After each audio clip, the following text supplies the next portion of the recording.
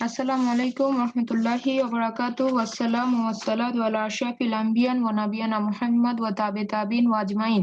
রব্বি ইশরাহ লি সাদরি ওয়া ইয়াসসির লি আমরি ওয়াহলুল উকদাতাম মিন লিসানি ইয়াফকাহু কওলি। রব্বি জিদনি ইলমা রব্বানা জিদনা ইলমা। আলহামদুলিল্লাহ, আমরা আজকে ইনশাআল্লাহ সূরা ফাতিহা এটা নিয়ে আলোচনা করব। তো আমাদের সিরিজে আমরা সূরা হাসর পর্যন্ত লাস্ট আলোচনা করেছিলাম।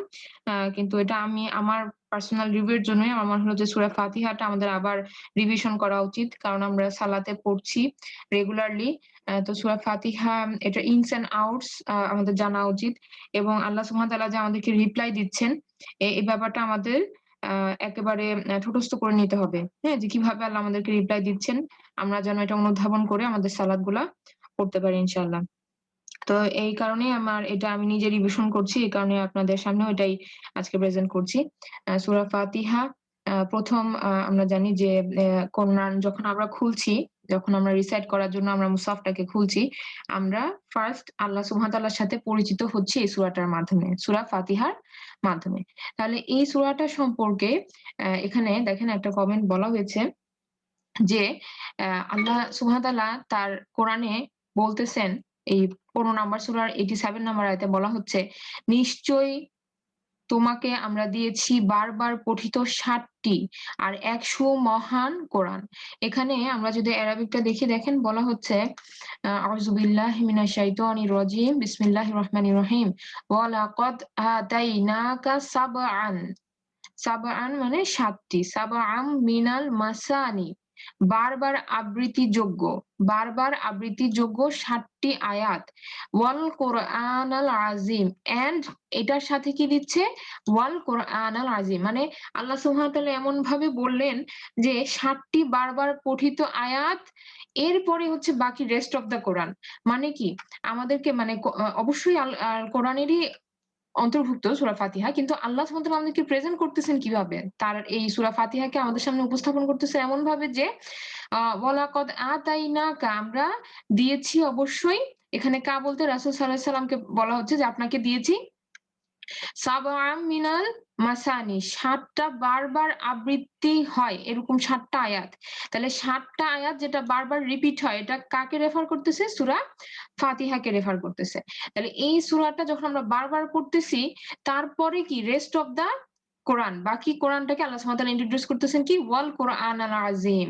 হ্যাঁ? তাহলে আমরা যখনই কোরআনের যেকোনো অংশ পড়বো, আমাদের সবার মানে আমাদের চোখের সামনে কি থাকবে?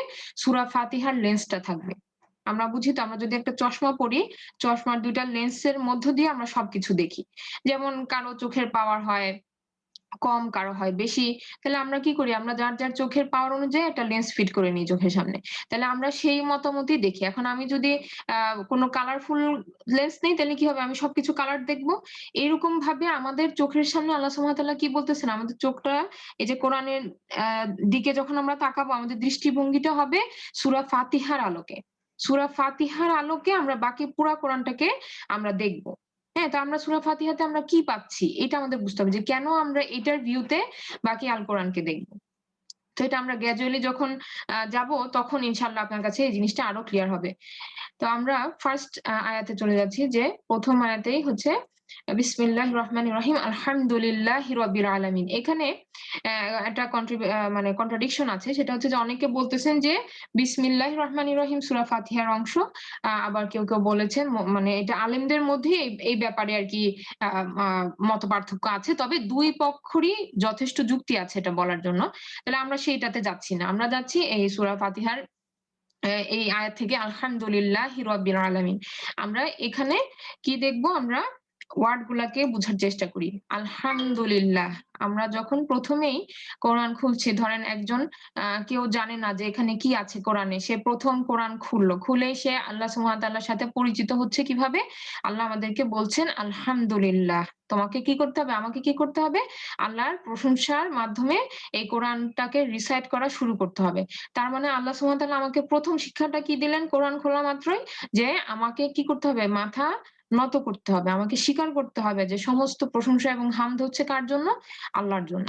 আমি মানে আমরা আ আ যে কিছু মিথ্যা অহংকার বা মিথ্যা গর্ববাদ বলে যে আমি এই, আমি সে, আমি না করলে এরকম হইতো না। অল দিস ফেক থিংস যা কিছু আমাদের পূর্ব ধারণা সমস্ত কিছু বাতিল।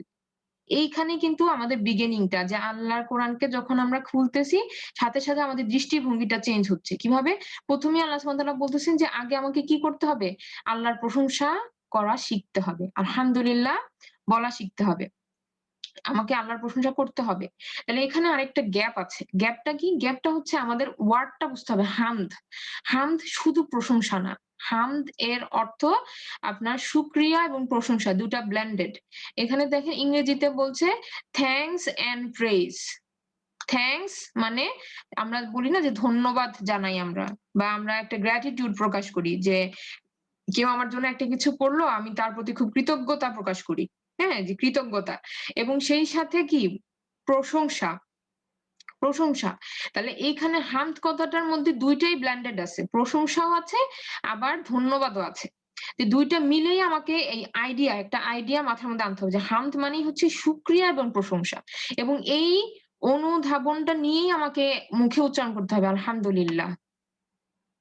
যেমন আমরা এখানে যখন আমরা বাংলা ট্রান্সলেশন গুলা দেখবো দেখেন সব জায়গাতেই মেক্সিমাম আপনি এটাই পাবেন যে সমস্ত প্রশংসা আল্লাহর জন্য বা আল্লাহরই প্রাপ্য। তাহলে এখানে আমরা আজকে জানলাম যে শুধু প্রশংসা না এখানে কি আছে ব্লেন্ডেড কৃতজ্ঞতা। মানে আমরা যেটাকে বলতেছি যে শুকরিয়া করা এবং সেই সাথে আল্লাহর প্রশংসা ২ টা মিক্সচার হামদ শব্দটার মধ্যে। আচ্ছা তাহলে এই যে গ্যাপটা এটা আমরা অনুবাদে পাই কিন্তু এটা ওয়ার্ড এর মধ্যে লুকানো আছে। আচ্ছা, এরপরে দেখেন যে কথাটা বলতে চাচ্ছি যে, আল্লাহ সুবহানাহু ওয়া তাআলা ১ম এই আমাদেরকে কি করলেন? একটা পজিটিভ আচরণের মধ্যে নিয়ে আসলেন। আমাদের মনোভাবটা কিরকম হবে?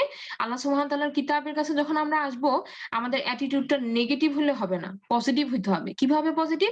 এই যে আমরা all praise and thanks to Allah এই যে আমরা ১ম এই বলতেছি আলহামদুলিল্লাহ। তাহলে আমরা যখন মন থেকে বলতেছি আলহামদুলিল্লাহ, তাহলে আমার জীবনের যত সমস্যা, যত কমপ্লেইন সব উধাও হয়ে যাইতেছে। তাহলে কি আমার মধ্যে একটা পজিটিভ অ্যাটিটিউড তৈরি হইতেছে। যে আমি এই কিতাবের থেকে কি হেদায়েত পাবো। আমি এই কিতাবের মধ্যে গাইডেন্স পাবো। এখান থেকে আমার খারাপ কিছু হবে না।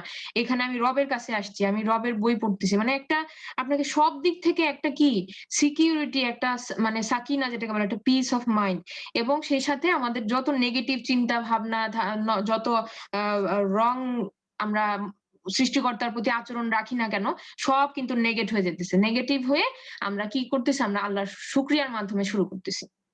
তাহলে একটা পজিটিভ আচরণ এবং মনোভাব এখানে সেট আপ হচ্ছে। তারপরে বলা হচ্ছে যেখানে সততা আছে, সিনসিয়ারিটি আছে।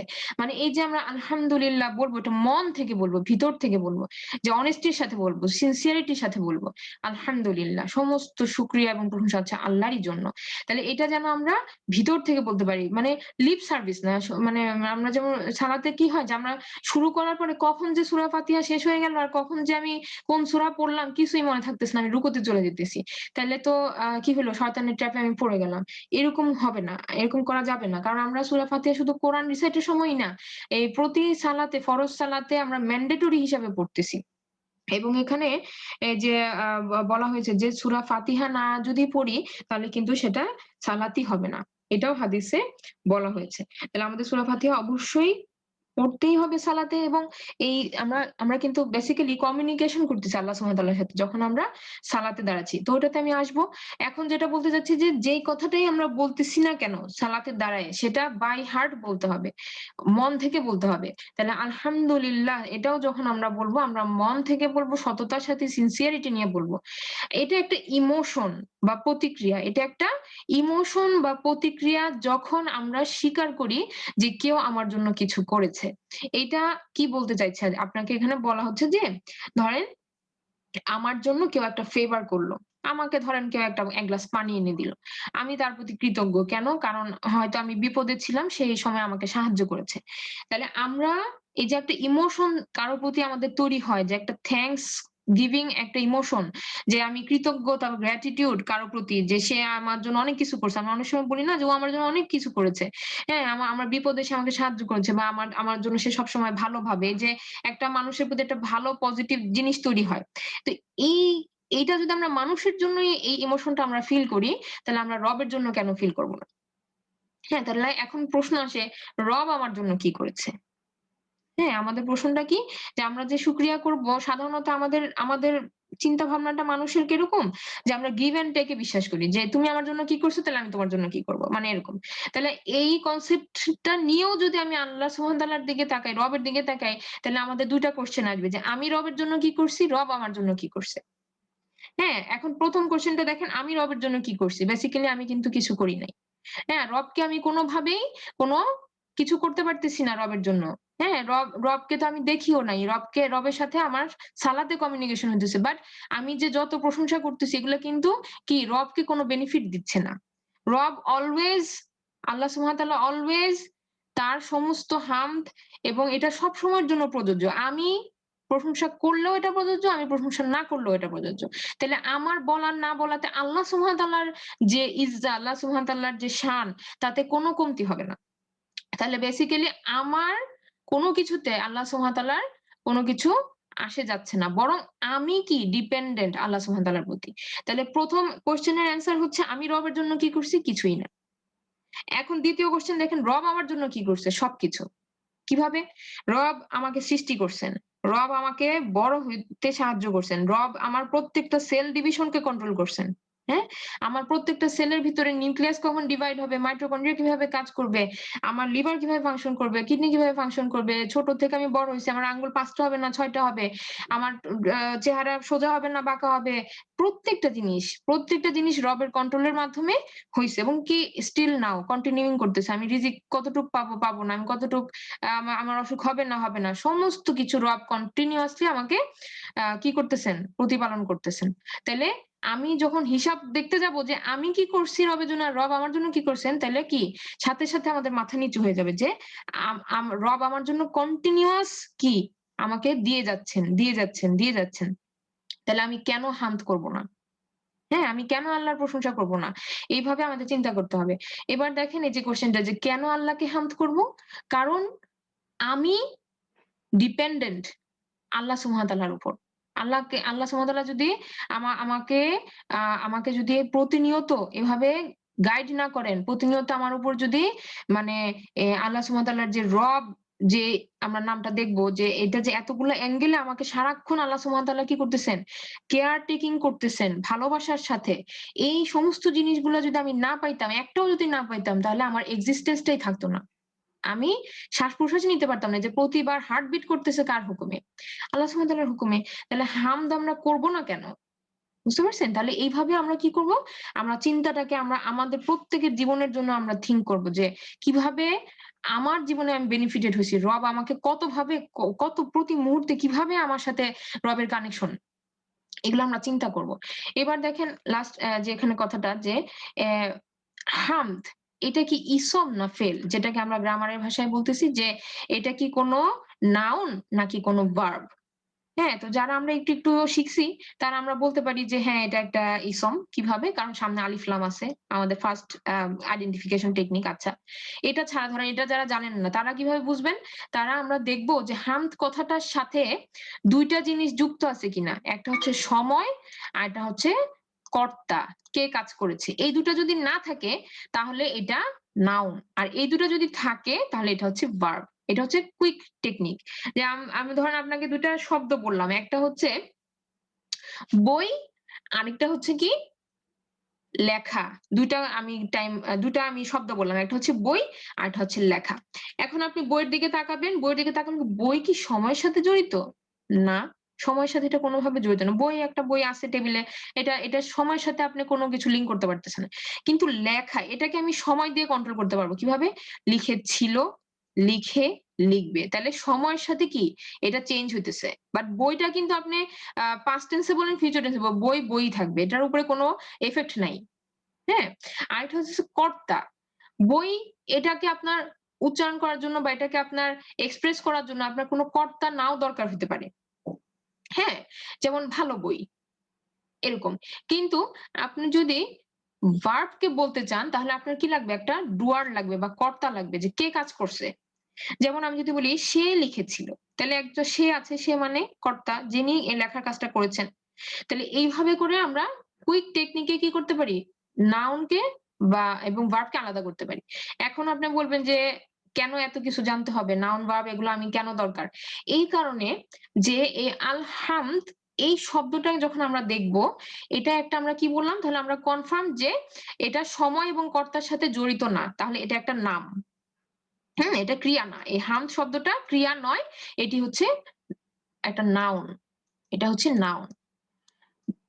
নাউন যদি হয় তাহলে এটা সময়ের সাথে জড়িত না, এটা কর্তার সাথে জড়িত না। কেন এই ২ টা কথা ইম্পোর্টেন্ট এবার দেখেন।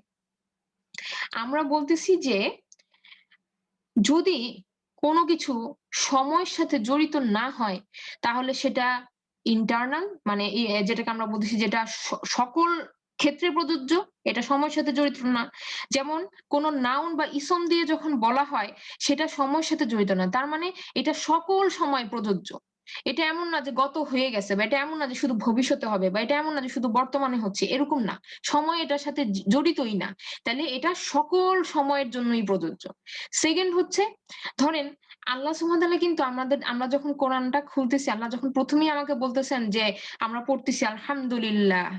হ্যাঁ? সকল প্রশংসা এবং শুকরিয়া হচ্ছে আল্লাহর জন্য। আল্লাহ সুবহানাহু ওয়া তাআলা কিন্তু আমাদের বলতে পারতেন এরকম যে, "তুমি হামদ করো।" হুম? আমাদেরকে আমর বা আমরা যেটাকে বলি কমান্ড করতে পারতেন। যে, "তুমি হামদ করো আল্লাহর।" এভাবে কিন্তু আল্লাহ বলেন নাই। কেন? কারণ যদি আমাকে আল্লাহ সুবহানাহু ওয়া তাআলা কমান্ড করতেন যে, "তুমি হামদ করো" তাইলে কি ঘটনা হইতো?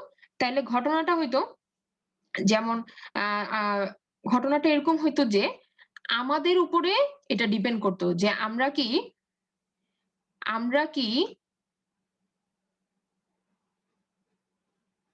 প্রশংসাটা করব নাকি করব না? এটা আমাদের উপর চলে আসছে তখন। কারণ আমাদেরকে আল্লাহ সুবহানাহু ওয়া তাআলা ইচ্ছা শক্তি দিয়েছেন। তাহলে যখন আমরা বলতেছি যে আলহামদু তখন আমরা কি বলতেছি? তখন আমরা কিন্তু এটা মানে একটা ঘোষণা দিচ্ছি আমরা। যে সমস্ত হামদ এবং শুকরিয়া হচ্ছে আল্লাহর জন্য। এখানে আমার উপরে এটা ডিপেন্ড করতেছে না। বা আমাদের কারো উপরে এটা ডিপেন্ড করতেছে না। কোন সৃষ্টির উপরে এটা ডিপেন্ড করতেছে না। তাইলে সৃষ্টির উপর ডিপেন্ড করলে ঘটনাটা কি হইতো? যে সৃষ্টির উপরে এটা লিমিটেড হয়ে যেত। সৃষ্টি যখন প্রশংসা করবে তখনই আল্লাহর প্রশংসা। সৃষ্টি যদি প্রশংসা না করে তাহলে আল্লাহর প্রশংসা হচ্ছে না। কিন্তু এই ব্যাপারটা এখানে আল্লাহ সুবহানাহু ওয়া তাআলা অমিট করে দিছেন। আমাদের উপর এটা ডিপেন্ড করে না। কোন সৃষ্টির উপর না। মানুষ এবং জিন কোন সৃষ্টির উপরে এটা ডিপেন্ড করতেছে না। আমরা বরং কি বলতেছি যে আলহামদুলিল্লাহ অলওয়েজ সকল সময় কেউ প্রশংসা করুক আর না করুক, আল্লাহর প্রশংসা সবসময় বিরাজমান। সমস্ত হামদ এবং শুকরিয়া আল্লাহর জন্য সবসময় বিরাজমান। এখানে কারো কোনো কন্ট্রিবিউশন নাই যে আমি প্রশংসা করলাম তাই আল্লাহর প্রশংসা আল্লাহ প্রশংসিত হইলেন। না। এখানে আমার আপনার কোনো রোল নাই। হ্যাঁ? এটাই আমরা ঘোষণা দিচ্ছি ১ম এই। তাহলে আল্লাহ সুবহানাহু ওয়া তাআলা আমাদেরকে আরেকটা কি জিনিস শিখাইলেন এই আলহামদুলিল্লাহ থেকে যে আমি, আপনি, আমরা সবাই আল্লাহর উপরে ডিপেন্ডেন্ট। এবং আমাদেরকে কেন আল্লাহর প্রতি শুকরিয়া করতে হবে? কারণ উনার থেকে আমরা কন্টিনিউয়াসলি কি? আমরা গিফট নিচ্ছি। আমরা ফেভার নিচ্ছি আল্লাহর থেকে। হ্যাঁ? আর আমাদের কোনো কন্ট্রিবিউশন নাই এখানে। এই ব্যাপারটা যদি আমরা মনে রাখি তাহলে অটোমেটিক কি আমাদের মাথাটা নত হবে যে আমরা আল্লাহ সুবহানাহু ওয়া তাআলার এই যে হামদটাকে মন থেকে করতে পারবো। এবার দেখেন আরো কিছু অ্যাঙ্গেল এ আমরা কথা বলতেছি যে এই যে আল্লাহ সুবহানাহু ওয়া তাআলা এই আয়াতে আমাদেরকে বলতেছেন যে কেন আমরা আল্লাহর মানে এই যে প্রশংসার ব্যাপারটা দেখেন বলা হচ্ছে, "ওয়ালাকাদ আতাইনা লুকমানাল হিকমাতা" আল্লাহ সুবহানাহু ওয়া তাআলা বলছেন যে ইতিপূর্বে আমরা লোকমানকে জ্ঞান দান করেছিলাম। এই বলে হ্যাঁ? এই যে উনি কি বললেন? আনিশকুরু লিল্লাহ। আল্লাহর প্রতি কৃতজ্ঞতা প্রকাশ করো। আল্লাহর প্রতি কৃতজ্ঞতা প্রকাশ করো। এখানে দেখেন শুধুমাত্র শুক্কর, হ্যাঁ? যে এই শুকরিয়া যেটাকে আমরা বলি, এই কথাটা শুধু এই ওয়ার্ডটা আসছে। আর যে কেউ কৃতজ্ঞতা প্রকাশ করে সে তো কৃতজ্ঞতা দেখায় নিজেরই জন্য, নিজেরই জন্য। আর যে কেউ অকৃতজ্ঞতা দেখায় আল্লাহ তো তবে স্বয়ং সমৃদ্ধ পরম প্রশংসিত। হুম? ফাইন্নাল্লাহা গনিয়্যুন হামিদ। আমাদেরকে আল্লাহর দরকার নেই। আমাদের আল্লাহকে দরকার। এটাই আল্লাহ সুবহানাহু ওয়া তাআলা আমাদেরকে বলতেছেন যে, আল্লাহ সুবহানাহু ওয়া তাআলা তো স্বয়ং সমৃদ্ধ। আল্লাহর তো কাউকে দরকার নেই। আল্লাহ পরম প্রশংসিত। হামিদুন। দেখছেন? আল্লাহ সুবহানাহু ওয়া তাআলা হচ্ছেন হামিদুন। এটাই আমরা বলতেছি আলহামদুলিল্লাহ। সমস্ত শুকরিয়া এবং প্রশংসা হচ্ছে আল্লাহর জন্য। তাহলে এখানে আমাদের যে আল্লাহ সুবহানাহু ওয়া তাআলাকে যদি আমরা প্রশংসা না করি, তাহলে আল্লাহ সুবহানাহু ওয়া তাআলার কিছু এটাতে কমও হবে না, বেশিও হবে না। আর এই যে আল্লাহ সুবহানাহু ওয়া তাআলা বলেই দিচ্ছেন, কেউ যদি কৃতজ্ঞতা প্রকাশ করে, সে তো কৃতজ্ঞতা দেখায় তার নিজেরই জন্য। আমাদের জন্যই আমরা এটা করতেছি। এখন দেখেন, আমাদের কিছু কমন কোয়েশ্চেন আছে। এই কমন কোয়েশ্চেন গুলো আমাদের মাঝে, মাঝেই মাথায় আসে। বাট অনেক সময় হয়তো আমরা অ্যান্সারটা প্রপারলি পাই না। যেমন দেখেন, কেন আল্লাহ চান যে তাকে আমরা প্রশংসা করি? অনেক সময় দেখবেন যে হয়তো কেউ বেশি একটা জানে না বা অনেক টিনেজার যারা আছে বা ইয়াং ছেলেমেয়ে আছে, তাদের মনে নানা রকম প্রশ্ন আসে। তারা হয়তো আপনাকে জিজ্ঞেস করতে পারে এরকম যে, কেন আল্লাহ সবসময় বলে যে তাকে প্রেইজ করতে হবে? হ্যাঁ? সালাতে, তারপরে আপনার যে সূরা ফাতিহাতে আমরা আলহামদুলিল্লাহ, সুবহানা রাব্বি এরকম আমরা বলতেছি, কন্টিনিউয়াস আমরা প্রেইজ করতেছি। কেন? হোয়াই? এই যে একটা কোয়েশ্চেন যে বাচ্চাদের অনেক সময় আসে বা আমাদের মনেও আসে যে কেন এরকম? তখন আমাদেরকে এই উত্তরটা দিতে হবে বা আমরা নিজেরাও নিজেদেরকে বুঝাবো যে আসলে এটা আমরা যে প্রশংসা করতেছি, this is for our self, এটা আমরা আমাদের জন্যই করতেছি। আল্লাহর আমাদেরকে দরকার নাই। হুম? তাকে প্রশংসা করার জন্য। এই ঘটনাটাই কিন্তু আমরা এই যে বলতেছি আলহামদুলিল্লাহ, যে এটা ডুয়ার এর উপর ডিপেন্ড করে না। কারণ এটা ভার্ব না। এটা ইসম। এট দ্যা সেম টাইম আমরা বলতেছি যে আল্লাহ সুবহানাহু ওয়া তাআলা যে আপনার এই আয়াতে বলেই দিলেন যে আমরা কৃতজ্ঞতা করি কি? আমাদের নিজেদের জন্য। সেকেন্ড যে প্রশ্নটা হয়তো আমাদের মনে আসে অনেক সময় যে আল্লাহ তাহলে ১ম এ কেন বললেন? ১ম এ সূরা ফাতিহার ১ম এই কেন তাহলে আলহামদুলিল্লাহ এই ওয়ার্ডটাকে কেন বললেন? তো এটা আমরা অলরেডি বলছি যে এটা কোন আদেশ নয়। হ্যাঁ? যে আমাদেরকে আল্লাহ কমান্ড করতেছেন না যে তুমি বলো। এরকম বলতেছেন না। বরং এটা একটা অ্যানাউন্সমেন্ট বা এটা একটা আ বাক্য যেটাকে আমরা বলতে পারি। হ্যাঁ? আদেশ যদি করত, তাহলে সেটা আমাদের ইচ্ছার উপরে ডিপেন্ডেন্ট হয়ে যেত। হ্যাঁ, আমার ইচ্ছা হইলো আমি করলাম, আমার ইচ্ছা হইলো আমি করলাম না। যেমন আল্লাহ সুবহানাহু ওয়া তাআলার কত আদেশকে আমরা অনেক সময় অমান্য করি। তাইলে এটা কি আল্লাহ সুবহানাহু ওয়া তাআলা আমাদেরকে ইচ্ছা শক্তি দিয়ে রাখছেন। আমি চাইলে গুড নিবো, আমি চাইলে ব্যাডটাকে পিক করব। তাহলে এই কারণে আমাদের উপরে আল্লাহ সুবহানাহু ওয়া তাআলা কিন্তু এটা ডিপেন্ডেন্ট করে দেন নাই। এবার দেখেন, তাহলে আমরা এইখান থেকে কি বুঝলাম? আমরা এখান থেকে বুঝলাম যে ১ম কথা হচ্ছে আমরা করব আল্লাহ সুবহানাহু ওয়া তাআলার প্রশংসা এবং কৃতজ্ঞতা করব আমাদের নিজেদের জন্য। সেকেন্ড হচ্ছে এটা কোন আদেশ না। আল্লাহ আমাদেরকে কোরআন যখন আমরা খুলতেছি, আল্লাহ ১ম এই আমাদেরকে কি কোন আদেশ নিষেধ বলতেছেন না। বরং আল্লাহ সুবহানাহু ওয়া তাআলা আমাদেরকে একটা পজিটিভ মাইন্ডসেট ঠিক করে দিচ্ছেন এবং বলতেছেন যে এখানে আমরা করি আর না করি সমস্ত প্রশংসা এবং শুকরিয়া আল্লাহর জন্য সবসময় থাকবে, সবসময় ছিল এবং থাকবে। এই যে এই, এই ২ টা জিনিস যদি আমরা ফার্ম বুঝি, তাহলে বাকি সবকিছু আমাদের জন্য ইজি হয়ে যাবে ইনশাআল্লাহ। এখন আমাদের আরো যে প্রশ্নগুলো আসে সেটা হচ্ছে অনেক সময় আমরা খুতবাতে শুনি যে খুতবাতে ইমাম যিনি আছেন উনি বলেন যে ইন্নাল হামদুলিল্লাহ। এটা বলে উনি শুরু করেন। হ্যাঁ? আপনারা দেখবেন যে যখন খুতবাটা শুরু হয় ইন্নাল হামদুলিল্লাহ এভাবে করে ওনারা কথা শুরু করতেছেন। তাহলে এইবার আমাদের প্রশ্ন হচ্ছে উনি ডিফারেন্ট কিছু বললেন। কি বললেন? উনি সামনে বললেন ইন্না মানে নিশ্চয়ই। ইন্নাল হামদুলিল্লাহ নিশ্চয়ই সমস্ত প্রশংসা হচ্ছে আল্লাহর জন্য। তাইলে শুনতে তো এটা বেশি জোরদার শোনা যায়। তাই না? যখন ইমাম খুব জোরের সাথে বলেন ইন্নাল হামদুলিল্লাহ আমরা আমাদের একদম ভিতরে মনে হয় যেন খুব জোর পাচ্ছি আমরা। ইন্নাল সমস্ত প্রশংসা নিশ্চয়ই আল্লাহর জন্য। তাহলে আল্লাহ সুবহানাহু ওয়া তাআলা কেন এত জোর দিয়ে বললেন না? আমাদের এখন কোয়েশ্চেন আসে যে কেন আল্লাহ সুবহানাহু ওয়া তাআলা আল কোরআনে এভাবে জোর দিয়ে কেন বললেন না? হ্যাঁ, এটা তো শুনতে বেশ মানে এটা তো সত্যি যে নিশ্চয়ই সমস্ত প্রশংসা আল্লাহর জন্য। তাহলে এটা কেন আল্লাহ সুবহানাহু ওয়া তাআলা এভাবে বললেন না? এটার উত্তর হচ্ছে কারণ যে ২ ভাবে একটা বাক্যকে ব্যবহার করা যায়। একটা বাক্য আপনাকে ইনফরমেশন দিতে পারে, মানে আপনাকে কিছু তথ্য দিতে পারে। যেমন আমরা বলতে পারি যে আজকের ক্লাস বিকালে হবে। হ্যাঁ? তো এই যে ঘোষণাটা আমরা দিলাম যে আজকের ক্লাস বিকালে হবে, এটা ধরেন কোন একটা কারণে নাও হইতে পারে বিকালবেলা। তাইলে এই যে একটা ইনফরমেশন বা তথ্য যেটা সেটা সত্যও হতে পারে, আবার মিথ্যাও হয়ে যেতে পারে। হুম? কিন্তু কোন ইমোশন কি? যেমন ধরেন কেউ একজন বলল, "ইস! ক্লাসটা মিস করলাম।" হ্যাঁ? এই যে বলল না, "ইস! ক্লাসটা মিস করলাম।" এখানে তো কোন সত্য মিথ্যার ব্যাপার নাই। সে মন থেকে কথাটা বলছে। হ্যাঁ? ধরেন কেউ বলল, "ইস! ক্লাসটা মিস করলাম।" এখন আপনি কি বলবেন যে, আ "না, এটা একটা মিথ্যা কথা।" মিথ্যা কথা তো এটা হইতে পারে। কারণ সে তার ইমোশন থেকে কথাটা বলছে। যেমন আমরা অনেক সময় বলি না যে, আ খুব অবাক হয়ে যেয়ে বললাম যে, "অসাধারণ!" একটা খুব ইমোশন আমি এক্সপ্রেস করলাম, "অসাধারণ!" তাহলে এই যে অসাধারণ কথাটা বললাম, এটা তো সত্য মিথ্যার সাথে যায় আসে না। এটা হয়তো আমি দেখে কিছু আমার খুব ভাল লাগছে, আমি এই কথাটা বললাম, "অসাধারণ।" তাহলে একটা ইমোশন, এখানে কোনো রাইট এন্ড রং নাই। আর আরেকটা হচ্ছে ইনফরমেশন, এটা রাইট হইতে পারে, রং হইতে পারে। তাহলে এখন এই যে আল্লাহ সুবহানাহু ওয়া তাআলা আমাদেরকে যে প্রথমে সূরা ফাতিহাতে শিখাচ্ছেন আলহামদুলিল্লাহ, এটা দুই ভাবেই ব্যবহার করা যায়। দুই ভাবেই ব্যবহার করা যায়। যদি সামনে ইন্না বসায়, মানে এখানে দেখেন দুই ভাবে ব্যবহার করা যায়। যেমন ধরেন একজন টিচার, উনি ওনার বাচ্চাদেরকে শিখাচ্ছে আলহামদুলিল্লাহ, সমস্ত প্রশংসা এবং হামদ হচ্ছে আল্লাহর জন্য। তাহলে টিচার যখন এই কথাটা তার স্টুডেন্টদেরকে বলতেছে, তখন উনি কি করলেন? এটা একটা ইনফরমেশন দিলেন। তাহলে স্টুডেন্টরা শিখলো যে হ্যাঁ, সমস্ত প্রশংসা এবং হামদ হচ্ছে আল্লাহর জন্য। তাহলে এটা একটা ইনফরমেশন। তখন টিচার জিজ্ঞেস করলো, "তোমরা কি সবাই বুঝেছো?" সবাই বলল যে, "জি, আমরা বুঝতে পেরেছি।" তখন টিচার বললেন, "আলহামদুলিল্লাহ।" এটা একটা ইমোশন। উনি কিন্তু একই শব্দ ২ ভাবে ব্যবহার করলেন। ১ম এ উনি শিখানোর জন্য বললেন, পরে উনি কি বললেন? উনি আলহামদুলিল্লাহ, আল্লাহর সমস্ত শুকরিয়া এবং প্রশংসা আল্লাহর জন্য।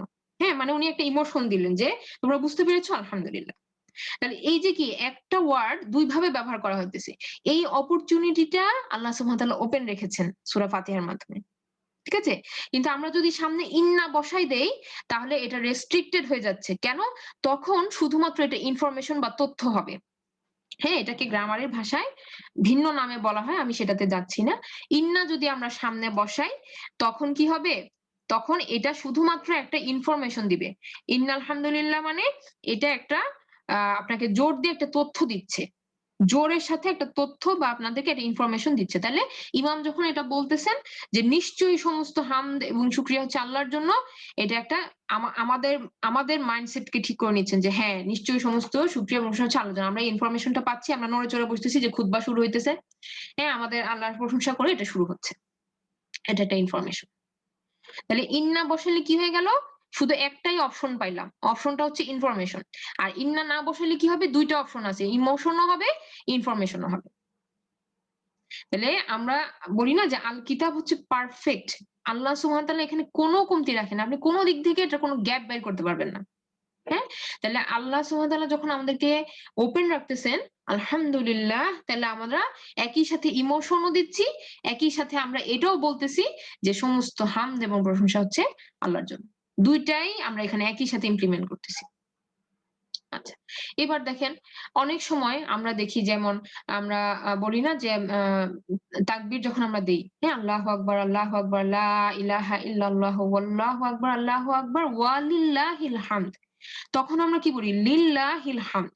তখন মনে হয় না যে এটা তো চেঞ্জ হয়ে গেল। আমরা সূরা ফাতিহাতে শিখেছি আলহামদুলিল্লাহ, আর এখানে আমরা বলতেছি লিল্লাহিল হামদ। তাহলে ঘটনাটা কি? ঘটনাটা হচ্ছে, যখন আমরা লিল্লাহিল হামদ বলি, ইট ইস অলসো কারেক্ট। এটা ইনকারেক্ট না, এটাও সঠিক। এটা বলার একটা ভিন্ন মাত্রা আছে। মাত্রাটা কি? মাত্রাটা হচ্ছে লিল্লাহি, মানে আল্লাহর জন্য। এটা যখন আমরা ব্রেক করে সামনে নিয়ে আসি, হ্যাঁ? এটা হচ্ছে সেন্টেন্সের যে নরমাল কনস্ট্রাকশন কে ভেঙে সে সামনে চলে আসলো। যেমন আমরা যারা সেন্টেন্স শিখছি যে এর পরে বি আসবে, বি এর পরে সি আসবে। এটা হচ্ছে নরমাল প্যাটার্ন। যদি সি কখনো সামনে চলে আসে, তাহলে এখানে একটা ভিন্ন অর্থ আছে। এমনি কোনো কিছু হয় নাই। হুম? তাহলে লিল্লাহিল হামদ যখন বলা হচ্ছে, তখন এখানে একটা ভিন্ন অর্থ কি বুঝায়? শুধুমাত্র, এই কথাটা জোর দিয়ে বলা যায়, শুধুমাত্র আল্লাহরই জন্য। হুম? তাহলে এখন আমাদের মনে যে প্রশ্নটা আসবে, তাহলে কেন? অবশ্যই তো সমস্ত শুকরিয়া এবং হামদ আল্লাহরই জন্য। তাহলে কেন আল্লাহ সুবহানাহু ওয়া তাআলা লিল্লাহিল হামদ বললেন না সূরা ফাতিহাতে? এটা আমাদের মনে একটা প্রশ্ন। হ্যাঁ? যে আমরা কেন এটা আল্লাহর কোরআনে আমরা দেখতে পাচ্ছি না কেন? তাহলে আমাদেরকে এখানে কি বুঝতে হবে যে আ দেখেন সূরা আ আল কোরআনে 45 নাম্বার সূরার 36 নাম্বার আয়াতে আল্লাহ সুবহানাহু ওয়া তাআলা কিন্তু এই ফ্রেজটাকে ইউস করছেন, লিল্লাহিল হামদ। দেখি আমরা ফালিল্লাহিল হামদু রাব্বিস সামাওয়াতি ওয়া রাব্বিল আরদি রাব্বিল আলামিন। এখানে আল্লাহ সুবহানাহু ওয়া তাআলা বলতেছেন, দেখেন লিল্লাহিল হামদু। তাইলে আল্লাহ সুবহানাহু ওয়া তাআলা কিন্তু এটা ব্যবহার করেছেন। হ্যাঁ? তাহলে এখন এটার তফাৎটা কি? আলহামদুলিল্লাহ আর লিল্লাহিল হামদের মধ্যে তফাৎ হচ্ছে শুধুমাত্র একটা শব্দ। এই শব্দটা হচ্ছে শুধুমাত্র। শুধুমাত্র। হ্যাঁ? এখন কথা হচ্ছে শুধুমাত্র এই কথাটা বললে কি অসুবিধা? বললে অসুবিধা নাই। যেমন ধরেন আমি আপনাকে একটা এক্সাম্পল বলতেছি যে আপনাকে আ আ কেউ আমাকে একটা প্রশ্ন করল যে, "তুমি এটা কেন করেছো?" হুম? আমি ধরেন একটা কিছু ভেঙে ফেলছি। সাথে আমার বাসায় যিনি আছেন বলছে, "তুমি এটা কেন করেছো?" তখন আমি কি বলবো যে আমি একা করি নাই। হ্যাঁ? মানে শুধুমাত্র আমিই না। এটা অ্যান্সার দিচ্ছি আমি। যখন আমি বলতেছি যে I am not the only one, মানে আমি এটার পিছনে একা না, আরো কেউ আছে। তার মানে কি? হয়তো আমার সাথে আমার ভাই ছিল, আমার বোন ছিল। হ্যাঁ? আমরা ২ জন মিলে দুষ্টামি করে একটা জিনিস ভেঙে ফেলছি। তাহলে এইটা ইন্ডিকেশন দেওয়ার জন্য আমি কি বললাম? যে আমি একা করি নাই। অথবা আমি কি বললাম? যে শুধুমাত্র আমি না, শুধুমাত্র আমি না। এখানে আরো কেউ আছে। তখন আপনি বুঝে গেলেন যে আপনার আরো ধরেন আপনার ৩ টা বাচ্চা, আরো ২ টা এটার মধ্যে এনগেজ আছে। এই যে একটা সেন্স, আমরা এইভাবে কিন্তু কথা বলি। তাহলে এটা হচ্ছে একটা আ জিনিস আমরা বললাম। আরেকটা পয়েন্ট দেখেন যে যখন কোন যুক্তি পেশ করা হয়, যুক্তিতর্ক যখন পেশ করা হয়, ধরেন ডিবেট হচ্ছে। ডিবেট তো আমরা বুঝি যে ২ টা পক্ষের মধ্যে আ কন্টিনিউয়াসলি যুক্তিতর্ক পেশ করা হচ্ছে। এরকম যখন কারো এগেইনস্ট এ, কোন গ্রুপের এগেইনস্ট এ, কোন দলের এগেইনস্ট এ যখন জোর করে কোন পয়েন্টকে হাইলাইট করা হয়, জোর করে প্রকাশ করা হয় বা কোন যুক্তিকে পেশ করা হয়, তখন এইভাবে শুধুমাত্র শব্দটা ইউজ করা হয়। যেমন এখানে যে আয়াতটা আমরা দেখতে পাচ্ছি, এখানে আপনারা দেখবেন যে কাফির অথবা শিরিককারীদের এগেইনস্ট এ যখন কথা বলা হচ্ছে, তখন কিন্তু আ এই শুধুমাত্র শব্দটা জোর দিয়ে বলতে বলা হয়েছে। মানে ইট ইস পার্ট ওফ আ কনভারসেশন। এই যে আয়াতটা আমরা যেটা রেফারেন্সটা দিলাম ৪৫ নাম্বার সূরার ৩৬ নাম্বার আয়াত, যে অতএব আল্লাহরই জন্য সমস্ত প্রশংসা। আল্লাহরই জন্য, এই যে আল্লাহরই জন্য, এই যে কথাটা আমরা জোর দিয়ে বললাম, হ্যাঁ? অথবা শুধুমাত্র আল্লাহর জন্য। এই যে আমরা জোর দিয়ে বলতেছি, এইটা কিন্তু হঠাৎ করে আসে নাই। উপরে আপনি পুরা সূরাটা পড়ে দেখবেন ওখানে আরো ঘটনাবলী আছে। একটা কনভারসেশন হইতে, হইতে শেষে এসে আল্লাহ সুবহানাহু ওয়া তাআলা এটাকে জোর দিয়ে বলতেছেন এভাবে। ঠিক আছে? তার মানে এই যে একটা যুক্তি পেশ করা হইতেছে যে সো বা কনক্লুশন এ বলা হচ্ছে যে লিল্লাহিল হামদ। কিন্তু সূরা ফাতিহা কি কোন কনভারসেশন এর অংশ? না। সূরা ফাতিহা কিন্তু ১ম এ ইন্ট্রোডাকশন। তাহলে এখানে কিন্তু আগে কোন ঘটনাবলী নাই বা এটা যে শুধু কারো এগেইনস্ট এ বলা হচ্ছে তাও না। যে আমরা শুধু কোন আ মা মা নন মুসলিমদের এগেইনস্ট এ অথবা কোন কাফিরদের এগেইনস্ট এ বা কোন শিরককারীদের এগেইনস্ট এ আমরা বলতেছি না। এটা আমরা ইন জেনারেল, আমরা সূরা ফাতিহা খুলেই আমরা আল্লাহ সুবহানাহু ওয়া তাআলার ইন্ট্রোডাকশনটা পাচ্ছি। আলহামদুলিল্লাহ। তাই এখানে লিল্লাহিল হামদ এটা প্রযোজ্য না। ওটা বলাটা সঠিক হবে না। ঠিক আছে? তা আল্লাহ সুবহানাহু ওয়া তাআলার গ্রন্থ হচ্ছে পারফেক্ট। আমরা শুধু এটাকে বুঝার চেষ্টা করতেছি। হ্যাঁ? এটা আমাদের মনে রাখতে হবে। আমরা আল্লাহ সুবহানাহু ওয়া তাআলার গ্রন্থ হচ্ছে পারফেক্ট। আমরা শুধু বুঝার চেষ্টা করতেছি যে আমরা যেন মিসগাইডেড না হই কোনভাবে। যে কেন এটা এখানে, কেন ওটা? এই যে কোয়েশ্চেন গুলা আল্লাহ সুবহানাহু ওয়া তাআলা এগুলোর অ্যান্সার দিয়ে দিয়েছেন। শুধু আমাদের বুঝতে হবে একটু। এই। আচ্ছা, এখন দেখেন আমরা আলহামদুকে বুঝলাম। আবার বলি, সমস্ত হামদ এবং প্রশংসা হচ্ছে আল্লাহর জন্য। এরপরে দেখেন আলহামদু বলার পরে আমরা কি বললাম? আল্লাহ শব্দটার সাথে আমরা পরিচিত হইলাম। আল্লাহ। আলহামদুলিল্লাহ, আল্লাহ। আল্লাহ স আ যখন আমরা পাচ্ছি তখন কি হচ্ছে? আল্লাহ শব্দটি হচ্ছে আল্লাহ সুবহানাহু ওয়া তাআলার প্রপার নেম। যেমন আমাদের প্রত্যেকটা মানুষের একটা করে নাম আছে। এই নাম ধরেই আমাদের ডাকে। আবার অনেক সময় আমরা আদরের ঠেলায় কি করি? অনেক নিকনেম দেই। হ্যাঁ? নিকনেমে আবার ডাকি। কিন্তু যখন আমরা আ কাউকে প্রপারলি যখন আমরা ডাকি বা যখন আমরা কাউকে সার্টিফিকেট অনুযায়ী ডাকি, তখন কিন্তু তার ওই নামটা ধরেই ডাকি। তাহলে এরকম ভাবে আমরা এই যে রবকে আমরা চেনার চেষ্টা করতেছি, তাই না? আমরা আল কিতাবকে যখন খুললাম, আল কোরআনকে যখন আমরা খুললাম, আল্লাহ সুবহানাহু ওয়া তাআলার সাথে আমরা পরিচিত হচ্ছি, ইন্ট্রোডাকশন হচ্ছে আমাদের। তাহলে আল্লাহ সুবহানাহু ওয়া তাআলা ১ম এই তার নামটার মাধ্যমে আমাদেরকে তার সাথে পরিচয় করে দিচ্ছেন। আলহামদুলিল্লাহি রব্বিল আলামিন। আল্লাহ এর সমস্ত হামদ এবং প্রশংসা। এইটা যখন আমরা আ বুঝে যাচ্ছি যে আমাদের রবের নাম হচ্ছে আল্লাহ। এটা হচ্ছে তার প্রপার নেম। আর বাকি যত গুণবাচক আল্লাহ সুবহানাহু ওয়া তাআলার নাম আছে, যেমন আল্লাহ সুবহানাহু ওয়া তাআলা আর-রাজ্জাক, আর-রহমান, আল-মালিক, কুদ্দুস, সমস্ত আল্লাহ সুবহানাহু ওয়া তাআলার যত গুণবাচক নাম আছে, এই নামগুলো হচ্ছে আল্লাহর সিফা, গুণবাচক নাম, আল্লাহর প্রশংসাবাচক নাম। কিন্তু প্রপার নেম একটাই, সেটা হচ্ছে আল্লাহ। আচ্ছা, এখন দেখেন আমরা যদি এভাবে বলি যে আমরা তো আল্লাহ সুবহানাহু ওয়া তাআলার সবগুলো নামই তো আল্লাহর জন্যই অ্যাপ্লিকেবল, যতগুলো গুণবাচক নাম আছে। তাহলে আমরা কি এভাবে বলতে পারতাম না আলহামদু মানে আমরা আমরা কি এভাবে বলতে পারতাম না যে সমস্ত হামদ এবং শুকরিয়া হচ্ছে রহমানের জন্য। সমস্ত হামদ এবং শুকরিয়া হচ্ছে আল হাকিমের জন্য। সমস্ত হামদ এবং শুকরিয়া হচ্ছে আল গফুরের জন্য। এভাবে আমরা কয়টা বলব? ঠিক আছে? আমরা যদি এভাবে একটা, একটা করে বলি তাহলে it is quite impossible কারণ আল্লাহ সুবহানাহু ওয়া তাআলার যে এতগুলো নাম, যে কয়টা আমরা হাদিস এবং আল কোরআনের থেকে আমরা শিখেছি, আল্লাহ সুবহানাহু ওয়া তাআলা আমাদেরকে শিখিয়েছেন। তো সেগুলোও আমাদের পক্ষে সম্ভব না যে প্রত্যেকটাকে আমরা হাইলাইট করে, করে আমরা বলব। কিন্তু আমরা যদি শুধু আল্লাহ এর জন্য সমস্ত হামদ এবং প্রশংসা বলি, তাহলে কি আমরা সবগুলো attributes কেই কিন্তু আমরা স্বীকার করে নিচ্ছি। যখন কারো প্রপার নেম ধরে আমরা বলতেছি, তখন কি তার সমস্ত সিফাকেও আমরা স্বীকার করে নিচ্ছি। তাই এটা কিন্তু একটা অসাধারণ ডায়নামিক্স যে আমরা আল্লাহ সুবহানাহু ওয়া তাআলার প্রপার নাম ধরে যখন আমরা বলতেছি সমস্ত হামদ এবং প্রশংসা এবং শুকরিয়া হচ্ছে আল্লাহ সুবহানাহু ওয়া তাআলার জন্য, সাথে, সাথে আল্লাহর সমস্ত সিফাকেও কিন্তু আমরা কি করতেছি? অ্যাট্রিবিউটস মানে আমরা স্বীকার করতেছি যে হ্যাঁ, এই সমস্ত সিফাও আল্লাহরই জন্য। এবার দেখেন যে শুধু যদি আমরা বলতাম যে আলহামদু রব্বি সমস্ত আ স আ আ আ রব্বিল আলামিন যে সমস্ত শুকরিয়া এবং প্রশংসা হচ্ছে রব্বুল আলামিনের জন্য। এটা যদি আমরা বলতাম তাহলে এখানে একটা কনফিউশন তৈরি হইতো। মানে আল্লাহ সুবহানাহু ওয়া তাআলার এই নামটা যদি আল্লাহ সুবহানাহু ওয়া তাআলা না বলতেন, তাহলে মানুষের মধ্যে কি হইতো? কনফিউশন হইতো। কেন হইতো? কারণ একেকজন মানুষ একেক রকম ভাবে চিন্তা করে এবং প্রত্যেকেরই একটা মন গড়া রব থাকে। যেমন আ ধরেন আ আ অনেক মানুষ বিভিন্ন অবয়বকে তারা উপাসনা করে। আবার বিভিন্ন মানুষের মনের ভিতরে বিভিন্ন কনসেপ্ট কাজ করে। কেউ আবার নিজেকে রব বলে। তাহলে এই যে মানুষের মধ্যে নানা রকমের ভুল বা ভ্রান্ত ধারণা কিন্তু কাজ করে। তাইলে এই যদি আল্লাহ সুবহানাহু ওয়া তাআলা শুধু বলতেন যে সমস্ত হামদ এবং প্রশংসা হচ্ছে রব্বুল আলামিনের জন্য, তাহলে এখানে মানুষ কি করত? মানুষ কিন্তু তাদের নিজেদের রবকে কল্পনা করত। কিন্তু এই কনফিউশনটা আল্লাহ সুবহানাহু ওয়া তাআলা রাখলেন না। কিভাবে রাখলেন না?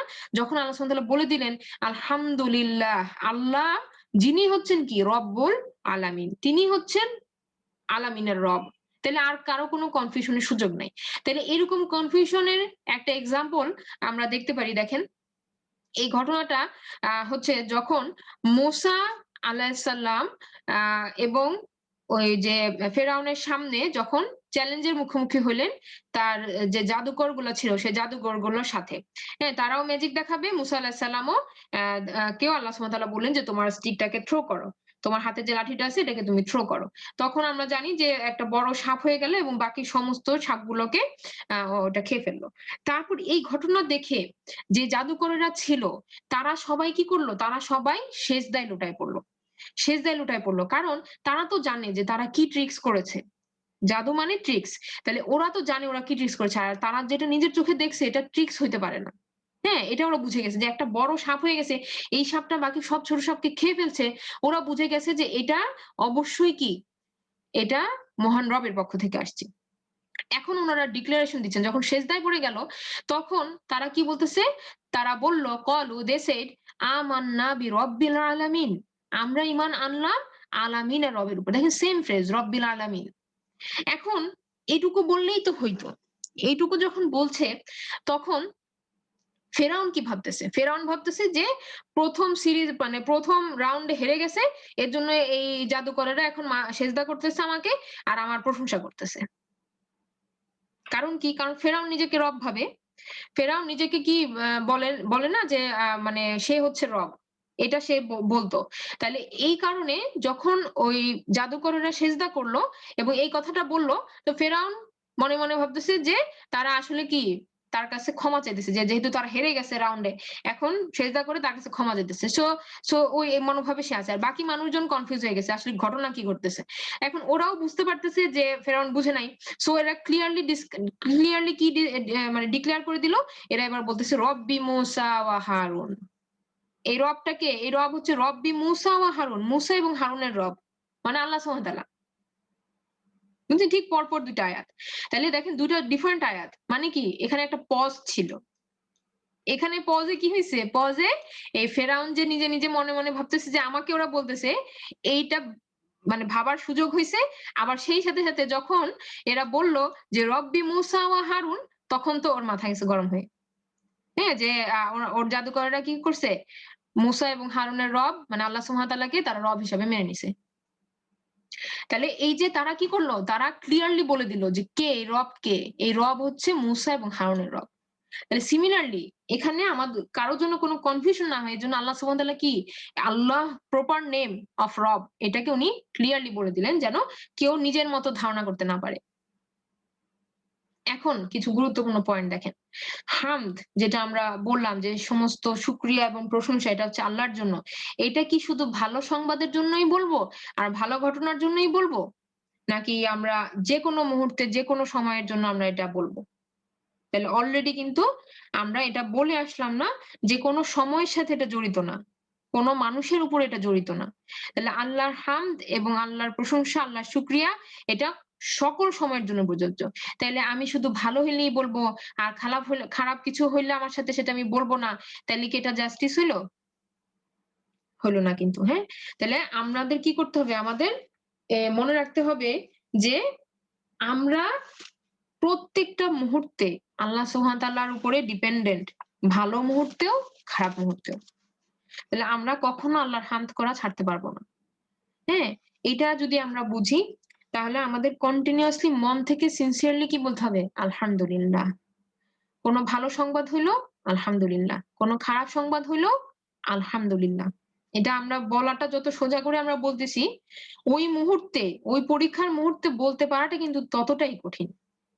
হ্যাঁ? এবং আল্লাহ আমাদেরকে এই বোঝটা দেক এবং আমরা যেন সবাই ওই মুহূর্তে যেন আমরা এটা মনে করতে পারি। হ্যাঁ? শয়তান তো আমাদের ভুলাই দিতে চাবে। কিন্তু আমরা প্র্যাকটিস করতে থাকবো। যেন যেকোনো মুহূর্তে আমরা আলহামদুলিল্লাহ বলতে পারি মন থেকে। প্র্যাকটিস যদি আমরা চেষ্টা না করি তাহলে কিন্তু ওই সময় এটা মুখ থেকে আসবে না। যখন কষ্টের মুহূর্তগুলো আসবে তখন আমাদের মুখ থেকে এটা বের হবে না। যেমন ধরেন আমার কোনো খুব নিকটতম কোনো মানুষ যদি আল্লাহর কাছে চলে যায় মানে ইন্তেকাল যদি করেন, তখন কি আমরা আলহামদুলিল্লাহ বলতে পারব? এটা একটা মানে বিরাট কিন্তু একটা যেমন ধরেন কারো আ সন্তান চলে গেছে। এখন আপনি যদি তার সামনে যদি যেয়ে আলহামদুলিল্লাহ বলা হয়, সে কিন্তু যদি না জানে কিছু ক্ষেপে যাবে। হ্যাঁ, আমার সন্তান মারা গেছে তুমি আমাকে এসে আলহামদুলিল্লাহ বলতেছো মানে কিসের মানে তুমি কি বলতে চাচ্ছ? তুমি খুশি হইছো তাইলে না? আমার আমার ঘটনায় তুমি খুশি হইছো। এরকম ভাবে সে আপনার উপর ফেরোসিয়াস হয়ে যাবে। কিন্তু যদি সে বুঝে আল্লাহর সাথে তার সম্পর্ক কি, তার সন্তান কে দিছিল, তার সন্তান কার কাছে গেছে, তার বাবাকে কে দিয়েছিল, কে বানিয়েছিল, কার মাধ্যমে সে দুনিয়াতে আসছে, তাহলে তার বাবা চলে গেছে। তাহলে কি আমাদেরকেও যেতে হবে। এবং এখানে আমাদের কমপ্লেইন করার কিছু নাই। এইটা যদি আমরা বুঝি তাহলে আর আমাদের কিন্তু কোনো মানে হেসিটেশন থাকবে না আলহামদুলিল্লাহ বলতে। হ্যাঁ? তাহলে আমরা সুখের সময়েও বলব আলহামদুলিল্লাহ, দুঃখের সময়েও বলব আলহামদুলিল্লাহ এবং এটা কিন্তু আমরা বলতেছি না বলাটা কিন্তু একটা চ্যালেঞ্জ। বলতে পারাটা একটা চ্যালেঞ্জ। যেন আল্লাহ সুবহানাহু ওয়া তাআলা আমাদেরকে দিয়ে বলার ক্ষমতা আমাদেরকে দেন। আমরা যেন মানে কঠিন মুহূর্তেও এটা বলতে পারি। আমিন। এবার দেখেন বলা হচ্ছে যেমন ধরেন আমার যদি আ আম আল্লাহ ক্ষমা করুক আমাকে। যদি আমার হয় এরকম করোনা ভাইরাসে যদি আমি আক্রান্ত হই, তাহলে সেই সময় কি আমি আলহামদুলিল্লাহ বলতে পারব? আমরা কিন্তু অনেক আপসেট হয়ে যাই অনেক সময়, তাই না? যে আ কেন আমার হইলো? কেন আমি কি তাহলে গুনাহ করছি? যেমন অনেকের মধ্যে দেখবেন যে একটা ভুল ধারণা আছে যে অ্যা মা মা যে মানে মুসলমানদের এটা হয় না। অনেকের মধ্যে ভুল ধারণা আছে যে নিশ্চয়ই তুমি কোন গুনাহ করছো এজন্য তোমার হইছে। নো, এটা আল্লাহ সুবহানাহু ওয়া তাআলার পক্ষ থেকে। এটা কার হবে, কার হবে না এটা কেউ বলতে পারে না। এবং হইলে যে সে খারাপ মানুষ সেটাও না। আবার না হলে যে সে খুব ভালো মানুষ সেটাও না। যেমন আমরা জানি যে ফেরাউনকে আল্লাহ সুবহানাহু ওয়া তাআলা আ এই যে সে যতদিন জীবিত ছিল তার কোনো রোগ-শোক হয় নাই। হ্যাঁ? জ্বরও হয় নাই। তার মানে কি আল্লাহ সুবহানাহু ওয়া তাআলা কে অনেক ভালোবাসে? তার কি ধন সম্পদের কমতি ছিল? অনেক ধন সম্পদ। তার মানে কি আল্লাহ তাআলা তাকে অনেক ভালোবাসে? এগুলো আসলে কোনো রিজন না। আমরা যে ভুল ব্যাখ্যা দেই, মানুষকে ভুল ব্যাখ্যা দেই আর নানাভাবে আমরা কষ্ট দেই। সো আমাদেরকে কি বুঝতে হবে যে অল দ্যা টাইম যেকোনো আমরা তো এমনি একটা উদাহরণ দিলাম করোনা ভাইরাস বা যেকোনো জ্বর, সর্দি, রোগ বালাই যাই হোক না কেন আমাদেরকে কি বলতে হবে? আলহামদুলিল্লাহ। আল্লাহর ইচ্ছাতে হইছে আলহামদুলিল্লাহ। হ্যাঁ, আল্লাহ আমাকে নিশ্চয়ই এটার পিছনে কল্যাণ রাখছেন। এইভাবে আমাকে চিন্তা করতে হবে। এখন ধরেন কেউ আমাকে জিজ্ঞেস করলো, "আপনি কেমন আছেন?" আমরা কি বলি? আমরা বলি, "আলহামদুলিল্লাহ রাখছে আল্লাহ রাখছে ভালোই কিন্তু কি আর বলবো?" বইলা শুরু করি গান বাজনা। যে কি আমার তো এটা হইছে, আমার তো হেডা হইছে, আমার তো এই ব্যথা, ওই ব্যথা। কি আর করার? হ্যাঁ, কিন্তু আমি কিন্তু ১ম এ কি বলছি? আমি ১ম এ বলছি কিন্তু আলহামদুলিল্লাহ। আল্লাহর নামটা কিন্তু আমরা নেই। না বুঝেই নিই। নিয়ে সাইরা তারপর কমপ্লেইন করা শুরু করি। আরে আমার তো এই হইছিল, সেই হইছিল, আমার সাথে আমারই আল্লাহ চিনে, কি আর করব পরীক্ষা নিতেছে। সবই বলতেছি বুঝতেছি। কিন্তু একই সাথে কমপ্লেইন ও করে যেতেছি। তাইলে আমি কি বললাম? হুম? তাইলে আমরা আ আ মানে এইভাবে এক্সপ্রেশনটা দিব না। আর স্পেশালি আমাদের এক্সপ্রেশনটা হচ্ছে নেগেটিভ। যেমন আ আমরা কিন্তু মানে আলহামদুলিল্লাহ কথাটাকে এমন পর্যায়ে নিয়ে গেছি যে এটা বলে আমি যে এক্সপ্রেশনটা দেই তাতে আসলে মনে হয় যে কোনো ভালো কিছু হয় নাই, খারাপই হইছে আমার সাথে। হ্যাঁ? যে আমাদের টোনিং টা এরকম হয়ে যায়। আমাদের ফেস এক্সপ্রেশন এরকম হয়ে যায়। মুখটা কালো করে আমরা কথাটা বলি। আছি আরকি এরকম। মানে একটা আপনার চেঞ্জ হয়ে যায় সবকিছু।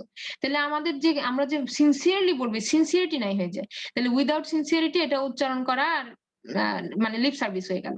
তাহলে কিন্তু এটা কাউন্টেড হচ্ছে না। মন থেকে দিল থেকে বলতে হবে আলহামদুলিল্লাহ।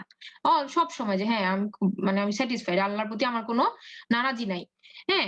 তাহলে এইটা হচ্ছে আলহামদুলিল্লাহ যেটা আমরা আসলে আ বলতেছি কিন্তু মিস করে যাচ্ছি। হচ্ছে এটার এসেন্স টা মিস করে যাচ্ছি। আচ্ছা এখন দেখেন এই যে আবার আপনাকে একই প্রশ্ন এখানে বলা হচ্ছে, কেন বলবো আলহামদুলিল্লাহ?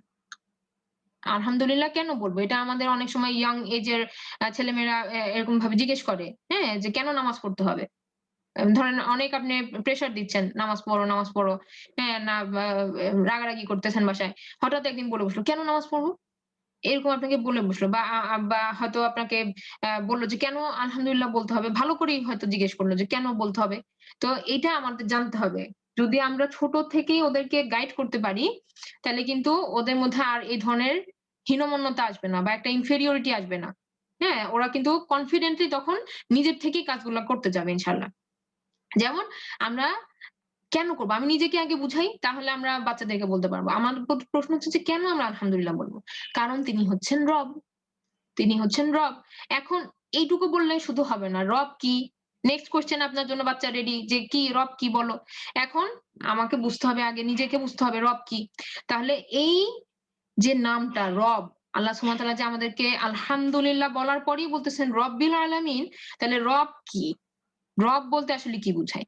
তাহলে এটা বুঝতে হলে আমাদেরকে বুঝতে হবে কি দেখেন, সমস্ত আ আ যেই মানে আমরা এভাবে বলি যে ধরেন আমি বলতেছি যে "শি ইস a টিচার" তাইলে এখন প্রশ্ন আসবে সে কাকে শিখায় বা তার স্টুডেন্ট কারা? হ্যাঁ? তাহলে একটা বলল যে ফিউ মানুষ আছে এরা হচ্ছে তার স্টুডেন্ট। তাহলে টিচার মানে কি? তার কোন স্টুডেন্ট লাগবে নাহলে সে পড়াবে কাকে? ঠিক না? টিচার মানে তার কোন স্টুডেন্ট লাগবে। নাহলে সে কাকে পড়াবে? তেমনি ভাবে যখন আমরা বলতেছি যে হি ইস দ্য ক্রিয়েটর, তিনি হইতেছেন স্রষ্টা, তিনি হচ্ছেন সৃষ্টিকর্তা। তখন প্রশ্ন আসে তাহলে তিনি কার সৃষ্টিকর্তা? মানে সৃষ্টিটা কি? কি সৃষ্টি করা হয়েছে? হ্যাঁ, এই প্রশ্নটা আসবে। তাহলে যেরকম ভাবে আমরা বললাম যে টিচার স্টুডেন্ট যেরকম একটা রিলেশন, সেরকম ভাবে সৃষ্টিকর্তার সাথে তার সৃষ্টির একটা রিলেশন আছে। এই রিলেশনটার মধ্যেই কি এই রব শব্দটা এই ২ টা জিনিসকে একসাথে করতেছে। সৃষ্টিকর্তা এবং সৃষ্টি।